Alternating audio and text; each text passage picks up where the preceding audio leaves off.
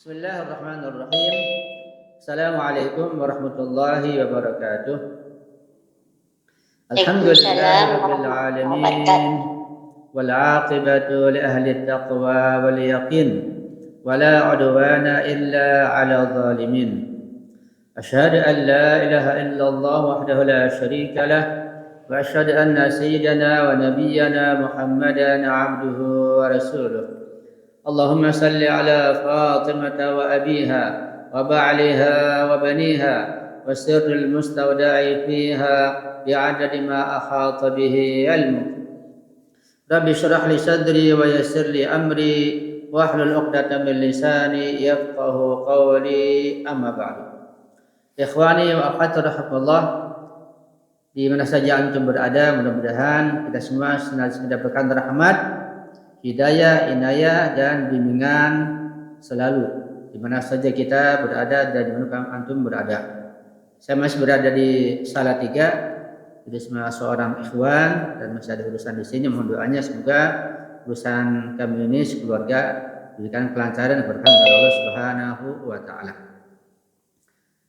Terkait masalah ibadah sholat, tidak akan pernah kita bisa menyelesaikan, dan tidak ada seorang ulama pun yang mengklaim telah menyelesaikan pembahasan dan kajian tentang sholat. Saking dalamnya dan luasnya pembahasan tentang sholat, dan kita akan bahas tentu bagian kecil insya Allah. Di dalam kitab Tahrirul Masail pada halaman 123 dan seterusnya, di sini terdapat fatwa-fatwa rahbar Sayyid Al-Imam Al-Khamenei berkaitan masalah sholat. Saya kutip sekilas tentang masalah sholat. Beliau menulis yang sudah diterjemahkan ke dalam bahasa Arab tentang sholat. Tu'tabaru sholatu ahamma ibadatin baina sa'iril ibadati. Bahwa ibadah sholat itu merupakan ibadah yang terpenting, ibadah yang paling bernilai tinggi, paling dalam dan paling luas dibandingkan dengan seluruh ibadah yang lain. Sampai dalam beliau dikatakan bahwa ibadah sholat itu kedudukan seperti kepala di antara badan. Tidak mungkin orang bisa hidup ya tanpa kepala, tapi orang bisa hidup tanpa tangan, tanpa kaki, bahkan tanpa ginjal satu misalnya bisa hidup. Tapi tanpa kepala tidak mungkin bisa hidup. Itulah ibarat kedudukan sholat yang sangat tinggi, yang bisa menghidupkan ibadah yang lain. Bahkan sholat jadi tolak ukur diterimanya ibadah yang lain. Ketika sholatnya ditolak, maka ibadahnya akan ditolak. Itu untuk ibadah sholat ini super penting. Kita harus perhatikan baik-baik, jangan sampai salah, jangan sampai keliru, jangan sampai ditolak oleh Allah Subhanahu wa taala. Wa idza ata biha sahihatan wa ma'a tawajjuhi kanat mutahhiratan li ruhihi wa munawwiratan li qalbihi. Kata beliau, apabila seseorang dapat melaksanakan ibadah salat dengan benar dan dengan tawajjuh, dengan khusyuk, dengan khudu', dengan konsentrasi menghadap ridha Allah, maka salatnya akan dapat membersihkan ruhnya, jiwanya dan hatinya, bahkan dapat menerangi hatinya dan kalbunya. Itu manfaat sholat kalau dapat dilaksanakan dengan benar menurut fikih dan syariat, dan dengan penuh tawajjuh dan khusyuk mengharapkan ridha Allah Subhanahu wa taala.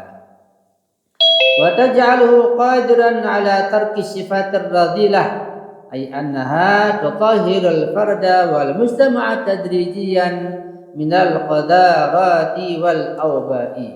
Bahkan sholat yang dilaksanakan dengan cara yang benar itu, dengan penuh tawajuh dan khusyuk, sholatnya membuat seseorang mampu meninggalkan berbagai macam sifat yang buruk, dapat mencabut sifat buruk dari dalam ruh dan jiwanya. Artinya sholat itu dapat membersihkan baik individu, perorangan maupun masyarakat. Tapi tadrijian, berangsur-angsur dari berbagai macam kotoran ma'nawiyah atau akhlak yang buruk. Jadi jelas bahwa ibadah sholat itu jika dilaksanakan dengan cara yang benar, dengan penuh keimanan, dengan penuh kekhusyuan, maka sholat punya peranan penting untuk membenahi masyarakat. Ya, ini luar biasa ini. Jadi masyarakatnya akan benar, akan lurus, dan bahkan keadilan di masyarakat akan dapat ditegakkan kalau sholatnya benar, sholatnya khusyuk. ومن الأفضل أن يأتي الإنسان بصلاته في أول وقت فضيلتها وبحضور القلب وبعيدا عن العجب والرياء. Dan yang utama kata beliau hendaklah seseorang melaksanakan sholatnya itu di awal waktu fadilahnya. Ya, ketika tiba waktu, kemudian berwudu, azan, qamat, langsung sholat. Itu di awal waktu. Dan dengan kehadiran hati, dengan hati yang khusyuk. Jangan berpikiran kesana kemari ketika sedang sholat, dan menjauhkan sifat ujub, ya, juga sifat riya, jauhkan sifat bangga diri dan pamer atau ingin dipuji oleh orang lain. Waliyatafit al-musalli ila kulli kalimatin fiha li'annahu yatakallamu ma'allahi ta'ala falya'lam madza yaqul. Hendaklah si musalli, orang yang sholat itu, dia harus betul-betul memperhatikan tiap kata dan tiap kalimat yang dia ucapkan di dalam sholatnya. Kenapa? Li'annahu yatakallamu ma'allahi. Karena ketika sholat dia sedang berbicara, sedang berdialog dengan Allah Subhanahu wa ta'ala. Falya'lam madza yaqul, maka dia harus tahu apa yang diucapkan ketika berdialog. Jadi aneh kalau ada seseorang meminta kepada seorang raja, seorang presiden, seorang pembesar dan berdialog, tapi dia nggak paham. Aneh. Nah, kita berdoa kepada Allah, kita nggak paham apa yang kita minta, itu kan aneh. Kita sholat, dialog dengan Allah, tapi kita nggak paham, itu aneh. Jadi keanehan ini, itu kemudian kita harus kita hilangkan dengan memahami semua bacaan sholat, sehingga dialog kita nyambung, sehingga doa kita dikabulkan dan diterima oleh Allah Subhanahu wa ta'ala. Itu sekedar mukadimah tentang pentingnya sholat. Nah, dalam bab sholat ini banyak yang dibahas tentang sholat-sholat yang wajib, sholat-sholat yang mustahab. Ya. Sholat yang wajib itu seperti sholat harian, sholat tawaf. Sholat tawaf wajib, sholat ayat wajib. Gerhana bulan, gerhana matahari yang tidak diwajibkan di ahli sunnah. Kemudian sholat jenazah, sholat qadha buat orang tua wajib. Ketika ayah ibu meninggal, dia punya qadha salat, maka anaknya yang paling tua yang laki-laki itu wajib mengqadhakan salat ayah atau ibunya. Dan salat yang wajib karena janji, karena sumpah, dan karena nazar. Ya. Salat mustahab banyak sekali. Salat sebelum zuhur 8 rakaat, sebelum asar 8 rakaat. Kemudian salat setelah maghrib itu 4 rakaat, salat sunat. Setelah isya 2 rakaat sambil duduk, namanya salat witirah. Dan sholat sebelum sholat subuh 2 rakaat. Kemudian sholat malam atau sholat tahajud, ya. Itu juga dijelaskan di sini. Kemudian bab berikutnya tentang syarat-syarat pakaian orang yang sholat. Dijelaskan harus betul-betul memenuhi syarat. Pakaian yang dipakai harus suci, tidak boleh hasil mughashab, tidak boleh pakainya dari bagian bangkai, tidak boleh terbuat dari kulit atau hewan yang diharamkan dagingnya. Untuk laki-laki tidak boleh mengandung emas pakaiannya, kata kancingnya sekalipun. Untuk laki-laki tidak boleh terbuat dari sutra yang murni. Ya, itu untuk laki-laki. Secara global begitu. Kemudian berikutnya tentang tempat orang yang sholat, harus mubah tempatnya atau tempatnya untuk berdirinya misalnya. Kemudian harus tidak boleh bergerak, tidak boleh goyang-goyang dadanya sana kemari. Ketika dia berdiri, ya bukan tempat berdiri yang diharamkan, bukan sejadah hasil menggosok misalnya. Dan letak sholat si musolli ketika dia sholat jangan sampai berada di hadapan kuburan Nabi atau kuburan Imam Ma'sum. Kemudian tempat dahinya itu ketika sujud harus suci, ya. Kemudian juga tidak sampai terkena najis yang merembet ke badan atau ke pakaian. Dan ada jarak tertentu antara laki dan perempuan. Itu dibahas tentang makanul musolli. Secara global saya singgung. Kemudian tentang hukum-hukum sujud. Ya, ada sujud yang dibolehkan, yang sah, ada sujud yang tidak sah, yang tidak dibahas dalam fikih selain ahlul bait. Nah, sujud panjang lebar. Tentang kiblat juga sebagai syarat sahnya sholat menghadap kiblat. Ya. Untuk di Indonesia kita menghadap ke arah barat, itu arah kiblat kita. Kemudian tentang jumlah rakaat sholat, waktu-waktu sholat dibahas di sini. Kemudian tentang azan dan iqamah, yang ada perbedaan antara azan dan iqamah ahlul bait dengan azan iqamah ahlus sunnah wal jamaah. Tentang wajib sholat, tentang rukun sholat dibahas semuanya, dan lain sebagainya.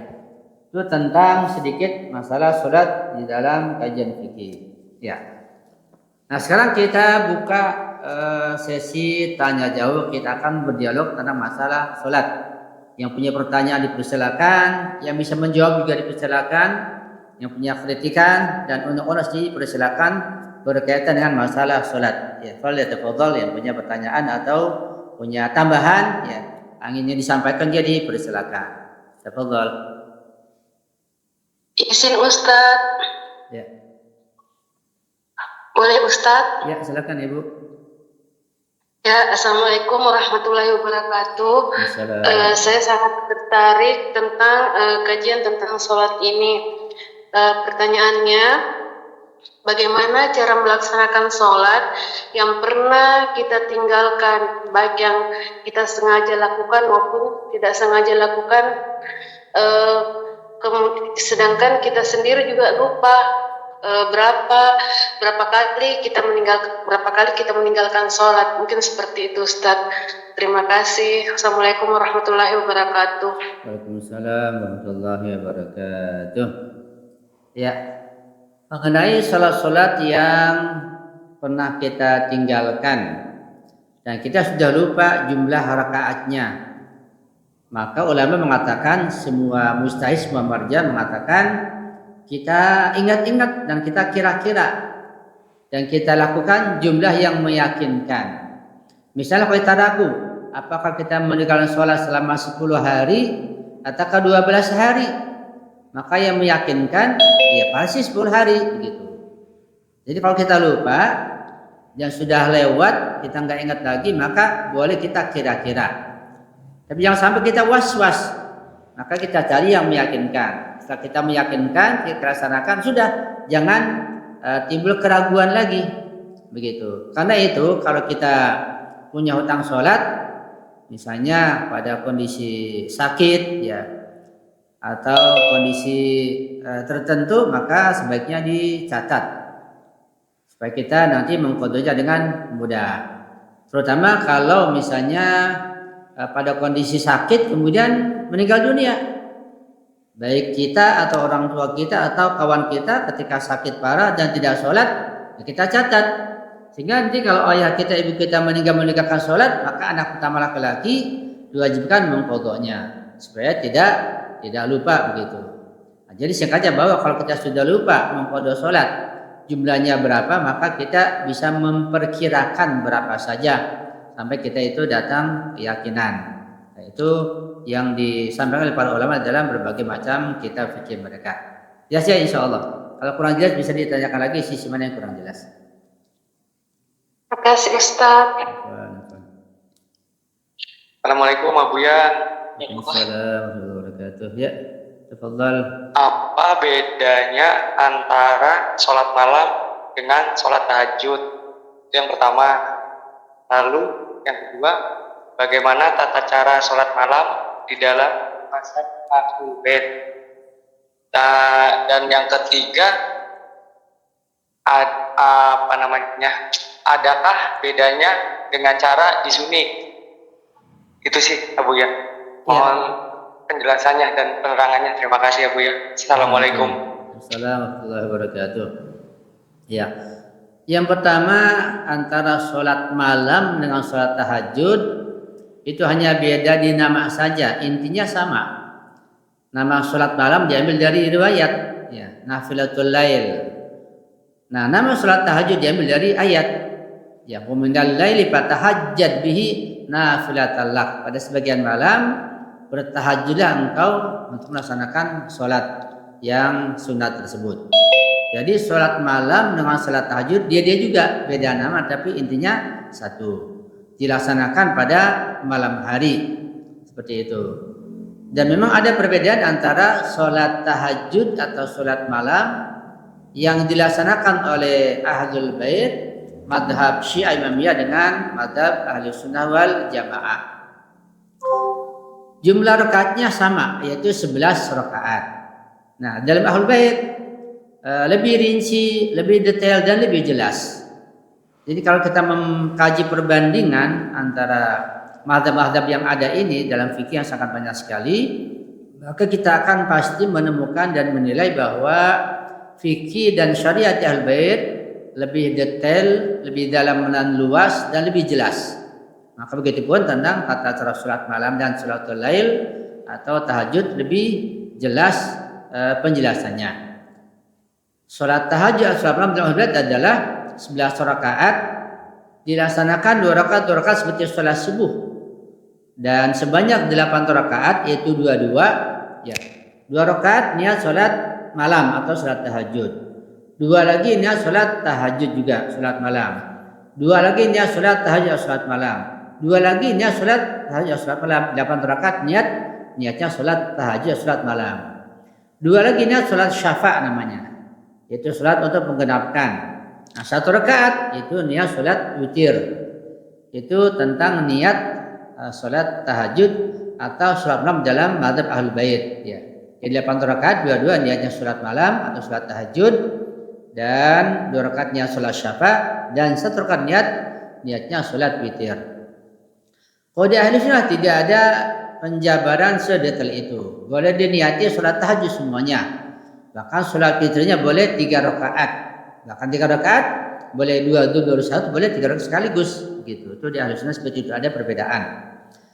Di waktunya pun ada perbedaan ya. Waktu yang paling afdal adalah mendekati masuk waktu subuh.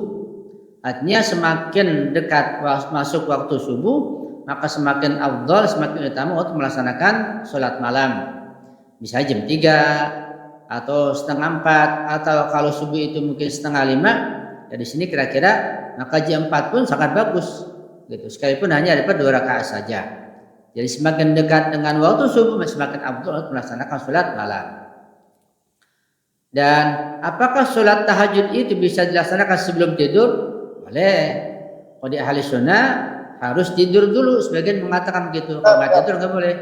Nah, tapi di Ahlul Bait boleh melaksanakan sholat malam atau sholat tahajud sekalipun belum tidur. Begadang misalnya karena ada suatu urusan, ya sehingga tidak tidur terus tahajud, nggak apa-apa. Bahkan boleh dilaksanakan sholat tahajud itu ya di awal malam. Karena malam itu dimulai dari maghrib dan setelah isya sampai subuh. Jadi sangat luas waktu sholat tahajud. Mau melaksanakan sholat tahajud jam 8 boleh, jam 10 boleh, jam 3 juga boleh.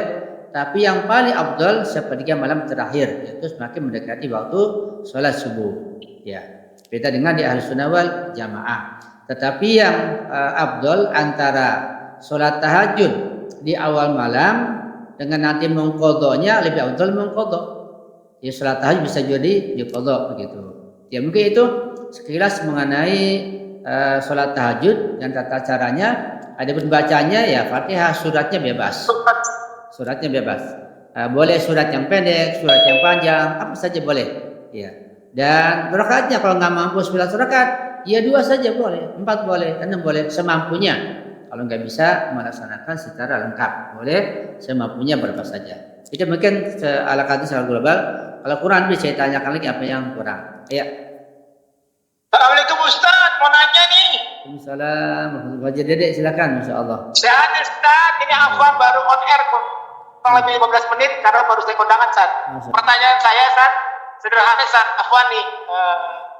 Kita ini sholat adalah tiang agama. Kebanyakan orang sholat itu Ustaz masih banyak berbuat maksiat sebagaimana ayat berbunyi inna sholata tanha anil fahsai wal munkar, bahwa sholat mencegah dari perbuatan keji dan munkar. Kenyataannya koruptor banyak orang Islam, yang buat bangsa banyak orang Islam. Nah ini bagaimana sholatnya Ustaz? Katanya sholat mencegah perbuatan keji dan mungkar. Salahnya di mana Ustaz? Apa di wudunya kurang afdol atau bagaimana Ustaz? Mungkin bisa dijabarkan Ustaz kira-kira. Demikian Ustaz, pertanyaan sederhana Ustaz. Afwan. Ahsantum barakallahu fikum. Ya, ini memang pertanyaan sering disampaikan, bahkan juga sering dibahas, walaupun mungkin belum detail pembahasannya. Dan pembahasan tentang ayat ini, inna sholata tanha 'anil fahsya'i wal munkar, itu lebih detail kalau kita buka tafsir Al-Mizan. Sesingkatnya bahwa menurut ayat Al-Quran dan Allah sampaikan wahyu tersebut, di antara manfaat sholat adalah dapat mencegah, atau sholat dapat membuat benteng, membuat pagar, sehingga pelakunya tidak berbuat maksiat, pelakunya tidak berbuat mungkar, tidak mencuri, tidak korupsi, tidak membunuh, tidak berbuat zalim, ya, tidak menyakiti orang lain, ya, tidak berbuat memfitnah apalagi. Tapi nyata tidak demikian. Padahal kalau dilaksanakan dengan benar sholat, ini janji Allah, tidak mungkin meleset. Pasti sholat kalau benar itu akan dapat mencegah pelakunya dari berbagai macam perbuatan dosa, maksiat dan kemungkaran. Tapi nyatanya tidak demikian. Nah, di mana? Apa ada salahnya? Ya pasti. Ketika seseorang sholatnya rajin sementara tidak dapat mencegah dirinya dari perbuatan maksiat, berarti ada yang salah, ada yang kurang. Di mana? Nah, di sini perlu kita perhatikan. Dan yang paling mendasar adalah agar sholat kita bisa memberikan manfaat seperti yang Allah tunjukkan, seperti yang dibahas oleh ayat, yang paling mendasar adalah kita harus mengenal Allah dengan baik, yaitu ma'rifat Allah. Dan mustahil, impossible, tidak mungkin sholat akan bermanfaat mencegah pelakunya dari berbagai perbuatan yang keji dan munkar kalau orang sholat tersebut ya tidak mendasar, tidak mendalam ma'rifatullah atau tauhidnya. Tapi sayang kita sholatnya rajin, tahajud rajin, semua rajin, ma'rifatullah nggak pernah dibahas, nggak pernah dikaji. Ini kajiannya sangat jarang sekali. Hatta di kalangan kita juga Syiah sangat jarang, sangat disayangkan. Itu sudah saya sampaikan, ma'rifatullah dalam 22 pertemuan. Ada rekamannya bagi yang mau, ya. Itu sangat dasar. Sehingga kalau sholatnya sebagus apapun, serajin apapun, bahkan kalau sholat pakai ayat Al-Quran, hafal, kalau ma'rifatullahnya tidak dikaji, nggak paham, sholatnya sholat maksiat jadinya. Jadi sholat jadi maksiat, berdosa dalam sholat tanpa ma'rifatullah. Itu diantar sebabnya, ya.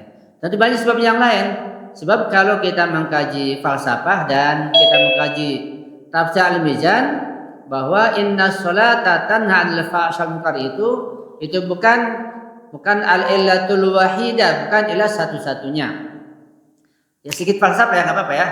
Jadi kalau kita kaji, kita udah secara falsafah begini, bahwa sholat itu bisa menjadi illat, bisa menjadi sebab yang berefek, yang berakibat, yang bermanfaat mencegah pelakunya dari perbuatan keji dan munkar.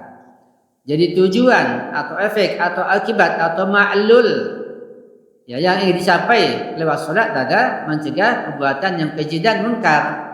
Ilatnya, sebabnya sholat, ma'lulnya atau musababnya yang dituju natijah adalah mencegah dari perbuatan keji dan munkar.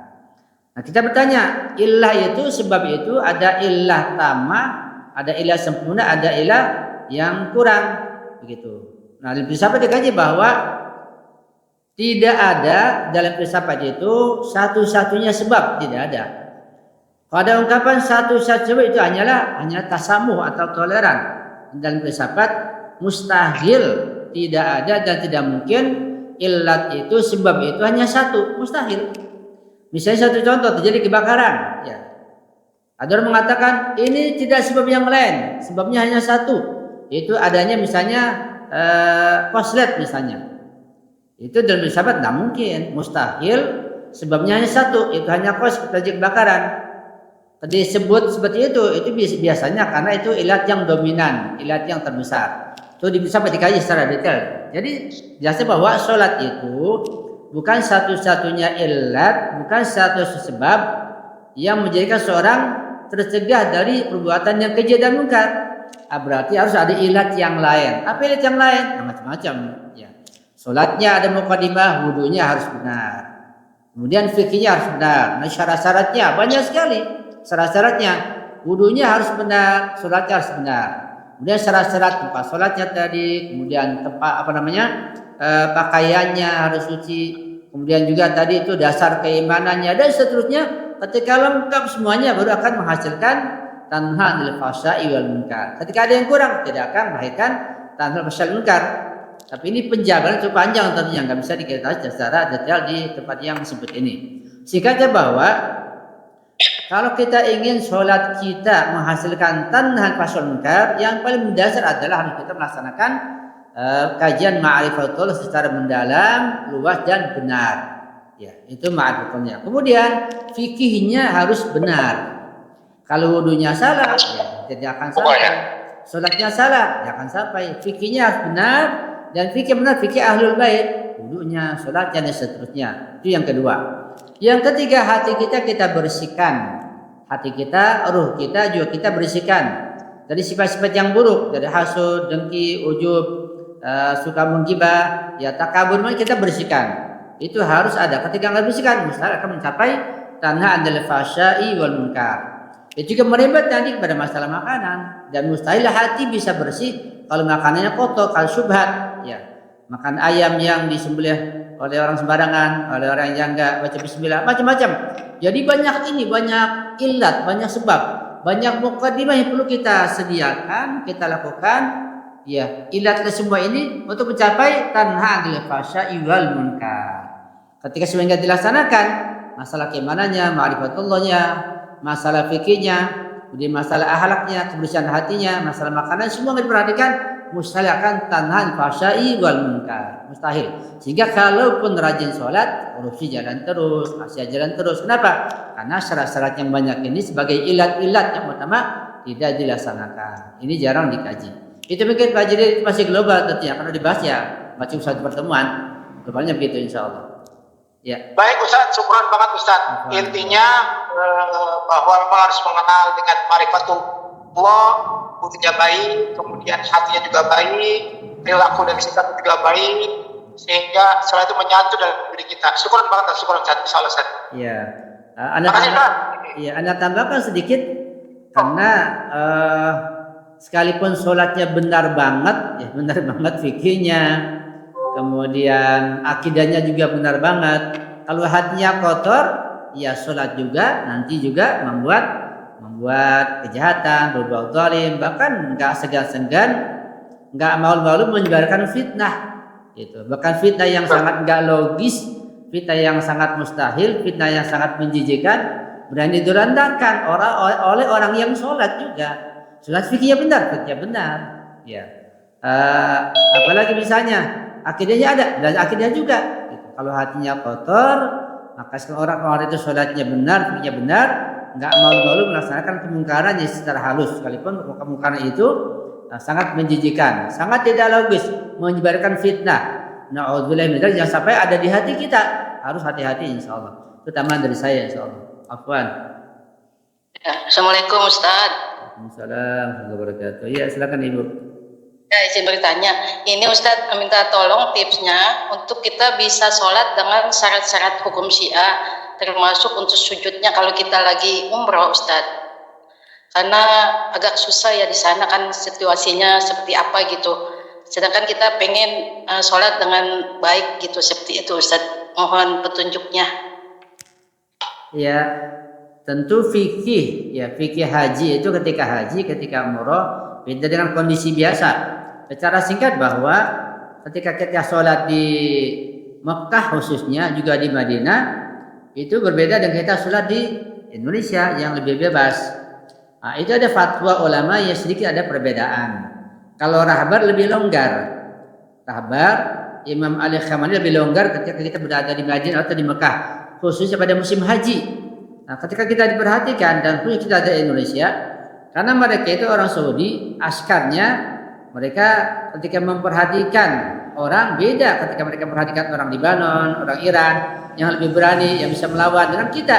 Kita nggak bisa melawan, kita ini penakut, ya kita merasa sungkan, malu. seperti itu. Maka sholat ketika di sana itu menurut Habar pada kondisi kita diperhatikan, ya kita boleh sholat bersama mereka berjamaah. Bahkan sah kalau kita sholatnya itu bersama mereka menjadi makmum, nggak apa-apa, sah.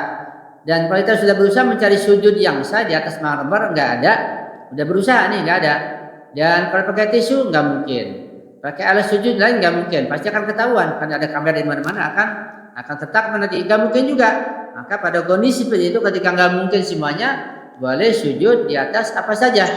Tapi tentu setelah kita berusaha, kita perhatikan, kita teliti, pakai tisu bisa enggak, pakai keras bisa enggak, pakai bisa enggak. Kalau kita yakin betul-betul enggak bisa, maka bahkan pakai kain dari ya kain katun enggak bisa juga, maka boleh sholat di atas sejadah, begitu. Bahkan kalau misalnya ada salah satu usaha kita sholat di atas HP ya, HP-nya kita taruh kertas sedikit seukuran sujud, kita lem gitu, itu nggak begitu kelihatan. Tapi kalau HP-nya berwarna putih, ada kertas putih, itu bisa satu cara juga. Kalau nggak bisa juga, maka dibolehkan di sana sujud dengan alas apapun, itu mutrabar, bahkan boleh jadi makmum. Tapi Amar Jalil mengatakan pada kondisi seperti itu, maka sholatnya dia aja munfarid, gerakannya ikut mereka, gerakan takbirnya, rukunya, sujudnya, tapi baca sendiri. Ketika takbir niat munfarid. Nah, imamnya imam yang bukan mazhab kita, imam yang pasif, maka tidak sah pada kondisi seperti itu. Itu tentang masalah sujud ketika sholat di sana, di Mekah atau di Madinah. Tapi di Madinah lebih longgar dibanding di Mekah tentunya. Artinya pengawasan mereka lebih ketat di Mekah daripada di Madinah. Kalau bisa usahakan cari tempat-tempat untuk sholat itu yang bisa sujud di atas marmer. Karena ada bagian karpet yang terbuka, ketika sujud di atas marmer itu lebih aman dan sudah pasti akan sah sholatnya tanpa alas sejadah. Itu mungkin yang bisa saya sampaikan secara global. Ya, kalau kurang bisa ditanyakan lagi. Ya. Ya baik, terima kasih ya Ustaz. Assalamualaikum Ustaz. Ya. Assalamualaikum Ustaz. Waalaikumsalam. Ya Pak Abbas, apa kabar, sehat? Ya, baik. Siap Ustaz. Masih betah di Jawa Ustaz. Ya. Apaan? Ustaz, saya bertanya nih soal masalah fikih yang rendah-rendah aja Ustaz. Pertama adalah ketika salat 3 rakaat atau 4 rakaat di tasyahud awal itu kelupaan Ustaz. Mungkin ya pengalaman saya sendiri Ustaz ya. Mungkin biasanya kan salat zuhur itu ya, kan salat sunatnya kan 4 kan. Jadi rasanya lupa blank saat itu, pas awal langsung assalamualaikum Ustaz. Karena assalamualaikum ingat gitu Ustaz. Nah, gimana hukumnya Ustaz? Itu pertama. Hukum salatnya itu gimana gitu? Itu Salat pertama. zuhur ya, salat zuhur atau salat sunat? Salat zuhurnya Ustaz, yang rakaat. Terus saat awal gitu kan, lupa gitu. Ingatnya setelah baca assalamualaikum atau assalamualaikum, itu gimana hukumnya? Itu pertama. Yang kedua, dalam duduk antara dua sujud atau duduk terakhir itu saya suka melakukan variasi Ustaz duduknya itu kaki itu kadang menyorong ke bawah kaki itu kan, kaki kanan kiri, kadang melipat, kadang-kadang lurus saja tuh juga kaki Ustaz ke atas berdiri itu tinggi jadinya kan. Itu dampaknya kepada salat apa gitu. Ya. Itu yang kedua. Ya. Yang ketiga, kita habis salat isya 2 rakaat duduk itu Ustaz. Biasanya kita dari sujud langsung bangun itu baca bihaulillah Ustaz ya. Bihaulillah. Kalau ini gimana Ustaz? Ini kan enggak ada berdirinya. Nah, sementara itu aja Ustaz. Kak penjelasan Ustaz. Assalamualaikum warahmatullahi wabarakatuh. Assalamualaikum warahmatullahi wabarakatuh. Ya, Pak Abbas ya insyaallah. Ya. Mudah-mudahan restorannya lancar ya. Amin. Insyaallah. Kita doakan Pak Abbas semoga restorannya lancar, bisa buka cabang insyaallah di Bogor. Bagi yang dekat dengan Bogor atau Bogor bisa mampir ke Pak Abbas insyaallah. Iya. Alhamdulillah. Yang bisa Anda jawab bahwa cara duduk ketika tasyahud, baik tasyahud awal atau yang kedua, ya. Kalau dalam Ahlul Bait itu ada Islamnya duduk tawarruk. Ada duduk iftirash, ada duduk tawarruk. Ya. Kalau di Ahli Sunnah biasanya duduk iftirash itu pada tahiyat pertama. Tahiyat kedua duduk tawarruk. Duduk tawaruk itu meletakkan kaki kiri di atasnya kaki kanan, ditumpuk begitu. Itu duduk tawaruk sehingga bagian belakangnya menempel ke bagian tanah. Kalau di ahlul bait baik tasyahud pertama atau kedua disunatkan duduknya secara duduk tawaruk. Sunat saja. Ya. Baik tasyahud pertama atau kedua disunatkan duduk dengan cara tawaruk. Tapi pada kondisi tidak mungkin dan tidak bisa, pada kondisi sakit misalnya, boleh duduk dengan cara apapun. Boleh, ya dengan cara sila boleh. Dengan cara tasyahudnya yang pertama dengan tawaruk atau iftiras dibolehkan. Dengan cara pun dibolehkan, dengan cara gamiring atau bagaimana dibolehkan. Ya. Dan mungkin bagi orang yang pernah ke Qum ziarah atau belajar di sana dan ketemu Ayatullah Bahjat, seorang arif besar, beliau itu sholatnya ketika tasyahud baik pertama atau kedua dia bersila. Karena sudah tua sehingga dia nggak bisa duduk iftirah atau tawaruk, sakit. Karena kondisi tua sakit, maka beliau ketika tasyahud atau tahiyat maka duduknya bersila. Itu dibedakan, nggak apa-apa. Jadi karena ini kan mustahab saja sehingga tidak dianggap merusak sholat. Ya, kalau kita mampu masih muda ya harus dilaksanakan mustahabnya, sunatnya, dan nggak usah tergesa-gesa. Kalau sudah tua atau sudah kena penyakit maka sebisanya, semampunya. Boleh bersila, boleh dengan cara yang lain. Yang penting duduk seperti itu. Ucapan bihaulillah itu hukumnya mustahab, sunat. Kita ucapkan bihaulillah untuk bangun, boleh sunat. Kita nggak baca pun nggak apa-apa. Atau kita baca bukan bihaulillah, la haula la quwwata illa billah, boleh juga. Atau kita baca istighfar dengan zikir, boleh juga. Itu sunat saja, mustahab saja. Dibaca bagus, dapat pahala sunat. Tidak dibaca pun tidak apa-apa.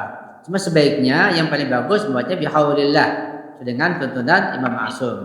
Nah, tapi pada sholat wutairah yang tidak bangun, ya nggak ada bacaannya, nggak apa-apa, nggak dibaca jadi gugur dia karena tidak berdiri. Ya. Yang pertama tadi Ustaz, maaf Ustaz, kita tidak lupa bacanya jumlah rakaatnya Ustaz, tapi di rakaat kedua itu kita ingat betul itu putusan awal. Jadi sebelum kasih assalamualaikum udah salam sebenarnya saya. Assalamualaikum assalamualaikum ya. Apa kita lanjut aja gimana tuh? Oh begitu. Apa kalanya harus dibatalin? Enggak, jangan dibatalkan. Ketika ingat itu langsung bangun, langsung lanjutkan. Iya, langsung lanjutkan. Seperti itu sah. Jangan sampai dibatal. Kalau sudah bicara sedikit satu kata ya batal. Atau kalau sudah melengos bagian dadanya batal. Harus ulang dari awal. Kalau masih tasahud, udah ingat langsung berdiri dan dilanjutkan nggak apa-apa, dianggap sah salatnya. Iya. Padahal sudah salam ya, assalamualaikum aja yang belum. Dilanjutkan nggak apa-apa, dilanjutkan aja. Iya. Iya. Ya, makasih Ustaz. Afwan. Terus sementara itu gitu. Iya. Ustaz, afwan. Saya mau cerita aja Ustaz. Jadi waktu saya jadi ketua remaja masjid, saya pernah malam tahun baru Islam waktu disuli dulu 1000 rakaat Ustaz. Malaman dari mulai pada Isya sampai subuh. Masya Allah. Tapi dalam 1000 itu saya nggak sanggup. Kalau nggak salah cuma sampai 670-an lah rakaat Ustaz. Iya. Itu juga saya udah nggak bisa bangun Ustaz, gemeteran, dengkul lecet, kemudian jidat pada hitam. Dan akhirnya jidat hitam itu sampai ke sekarang Ustaz, itu pada sholat 1000 rakaat. Masya Allah, kenang-kenangan itu. Iya. Yang disarankan oleh para ulama yang kita ketahui dan mereka bersandar kepada ayat Al-Quran tentang kualitas ibadah. Kata mereka para ulama dari Al-Quran tentunya juga ada riwayat, ada bimbingan dari para ulama dan berdasarkan riwayat dan ayat bahwa dalam beribadah itu kita harus lebih memperhatikan kualitasnya daripada kuantitasnya, begitu. Kalau menurut saya ya kita kalau beribadah itu cari pahalanya yang jangan recehan. Apa recehan? Ya kita ibadahnya banyak sekali sampai lelah, tapi pahalanya recehan. Karena ada orang-orang beribadah itu ringan, santai, tapi pahalanya cek misalnya ya miliaran dolar dan seterusnya. Seperti itu. Kenapa demikian? Karena memperhatikan kualitasnya. Jadi kalau kita ini yang awam, biasanya kita lebih senang kalau banyak, ya bukan kualitas tapi kuantitas. Puasanya banyak, sholatnya banyak, baca Qur'annya pengennya banyak. Kita memperhatikan kuantitas bukan kualitasnya.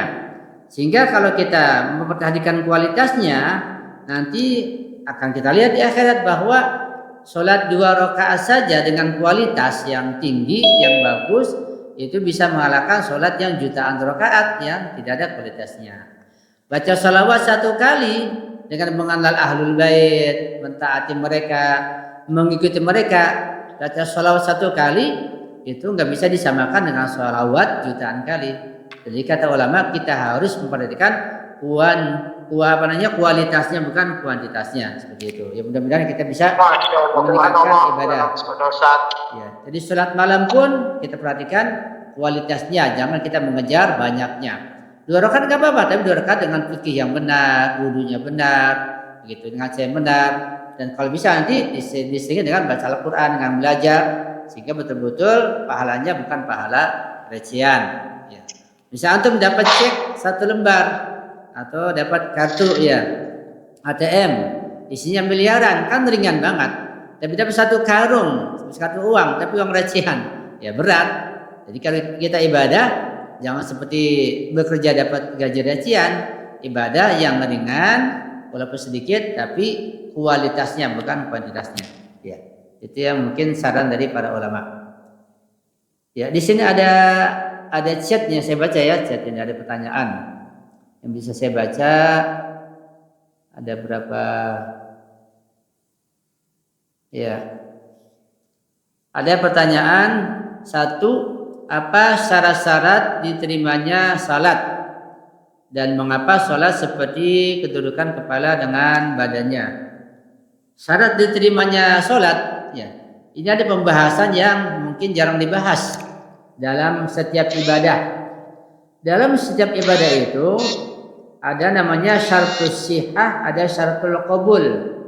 Saya ulangi, dalam setiap ibadah apapun, ibadah sholat, ibadah puasa, ibadah zakat, ibadah haji, ibadah sedekah, ibadah apapun harus memperhatikan 2 syarat.